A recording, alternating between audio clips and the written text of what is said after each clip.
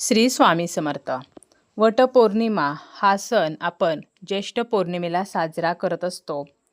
वटपौर्णिमेच्या दिवशी महिला पतीच्या दीर्घायुष्यासाठी वडाची पूजा करतात आणि वडाच्या झाडाला प्रार्थना करतात. वटपौर्णिमा हा प्रत्येक सुवासिनी स्त्रीसाठी अत्यंत खास असा दिवस मानला आहे. या दिवशी सावित्रीने आपल्या पतीचे प्राण परत आणले होते आणि यामुळेच अखंड सौभाग्यासाठी महिला हे व्रत पूर्ण श्रद्धेने आणि निष्ठेने करत असतात.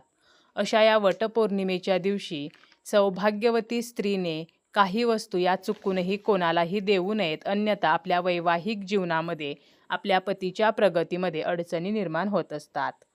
या दिवशी वडाच्या झाडाची पूजा करण्याला विशेष महत्त्व आहे. वडाचे झाड हे दीर्घायू असते, त्याचे जीवन जास्त असते.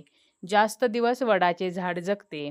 200 ते 250 वर्षापर्यंत वडाच्या झाडाचे आयुष्य असते आणि वडाच्या झाडाप्रमाणेच आपल्या पतीला सुद्धा दीर्घायुष्य लाभावे, त्याचप्रमाणे आपल्याला अखंड सौभाग्याची प्राप्ती व्हावी, वैवाहिक सुखाची प्राप्ती व्हावी, पतीला चांगले आरोग्य मिळावे, यासाठी वटपौर्णिमेचे व्रत हे केले जाते. या दिवशी उपवास केला जातो, वडाची पूजा केली जाते, वडाच्या झाडाला 7 प्रदक्षिणा सुद्धा घातल्या जातात आणि आपल्या पतीच्या दीर्घायुष्यासाठी प्रार्थना केली जाते. वडाच्या झाडामध्ये ब्रह्मा, विष्णू आणि महेश यांचा वास आहे, त्यामुळे त्रिदेवतांचे आशीर्वाद सुद्धा वडाची पूजा केल्याने प्राप्त होत असतात. अशा या वटपौर्णिमेच्या दिवशी सौभाग्यवतीने कोणत्या वस्तू इतर महिलेला देऊ नयेत किंवा इतरांना आपण या दिवशी कोणत्या वस्तू देणे टाळायचे आहे, याची संपूर्ण माहिती आपण आजच्या या व्हिडिओमध्ये पाहणार आहोत. व्हिडिओला सुरुवात करण्याअगोदर तुम्ही जर चॅनलवरती नवीन असाल आणि पहिल्यांदाच माझे व्हिडिओ पाहत असाल तर चॅनलला सबस्क्राईब करा. व्हिडिओ माहितीपूर्ण वाटला, व्हिडिओ आवडला तर व्हिडिओला लाईक आणि हाईप करायला अजिबात विसरू नका. आपल्या हिंदू धर्मामध्ये 16 शृंगारांना विशेष महत्त्व आहे.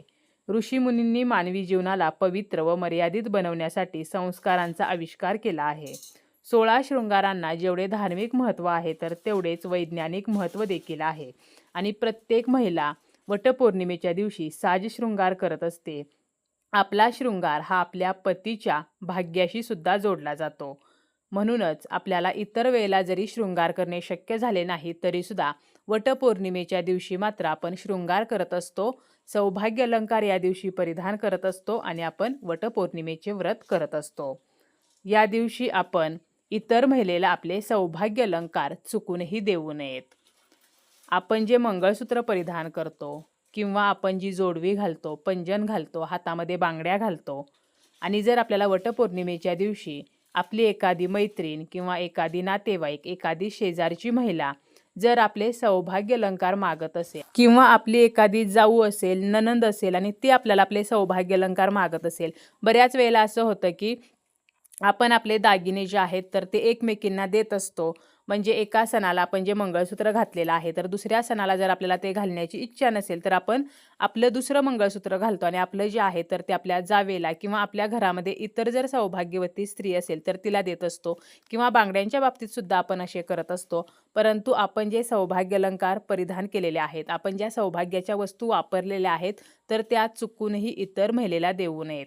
असे म्हटले जाते की आपण जेव्हा आपला सौभाग्य अलंकार इतर महिलेला देतो त्यावेळेला आपले दोष तिच्याकडे जातात किंवा इतर महिलेकडून जर आपण एखादा सौभाग्य अलंकार घेऊन तो वापरत असलो, म्हणजे एखाद्या आपल्या मैत्रिणीच्या जर आपल्याला बांगड्या आवडलेल्या असतील आणि आपण जर वटपौर्णिमेच्या दिवशी तिच्याकडून त्या बांगड्या घेऊन परिधान केले आणि पूजा केली तर तिचे जे दोष आहेत तर ते आपल्याकडे येत असतात आणि यामुळे आपल्या पतीच्या प्रगतीमध्ये अडचणी निर्माण होतात, आपल्या वैवाहिक सुखामध्ये बाधा येऊ शकते.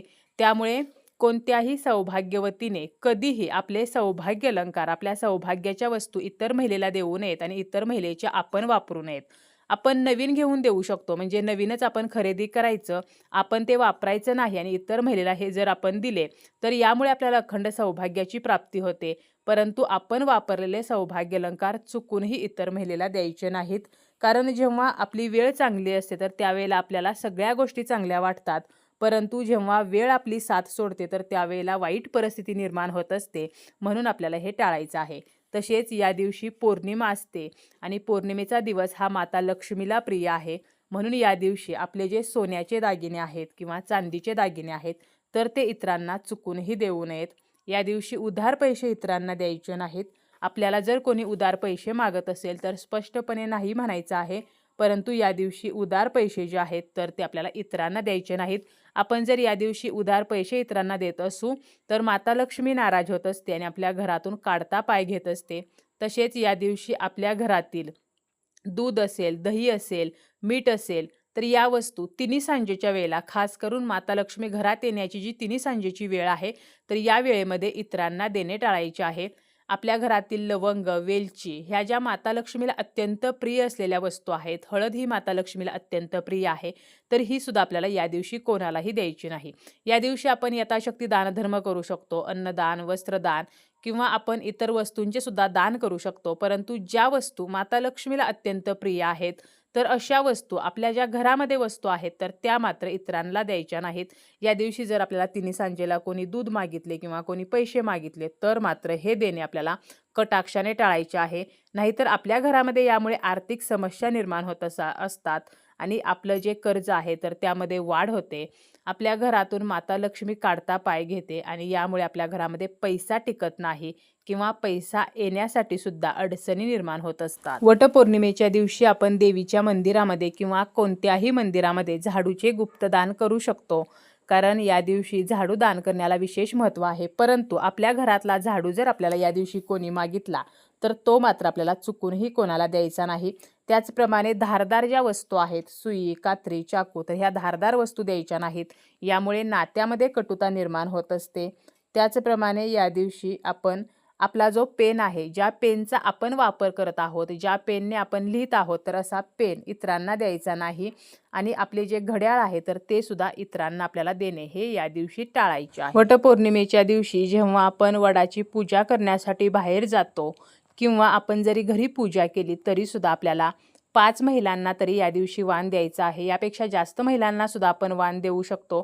जेव्हा आपण वडाची पूजा करायला जातो त्या ठिकाणी ज्या महिला आलेल्या असतात तर त्यांची आपल्याला आंब्याने आणि गव्हाने ओटी भरायची आहे. आता काही भागांमध्ये या दिवशी एका वडाच्या पानावरती फळांच्या फोडी किंवा फळे ठेवली जातात आणि ही फळे ठेवून सुद्धा हे वाण दिले जाते. प्रत्येक भागानुसार या दिवशी वाण देण्याची पद्धत वेगळी आहे.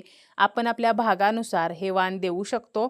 त्यामुळे आंब्याने आणि गव्हाने या दिवशी सौभाग्यवतीची ओटी भरण्याला विशेष महत्त्व आहे. त्यामुळे 5 तरी महिलांना आपल्याला गहू आणि आंबा जो आहे तर तो या दिवशी द्यायचा आहे. म्हणजे या 2 वस्तूंनी आपल्याला त्यांची ओटी भरायची आहे.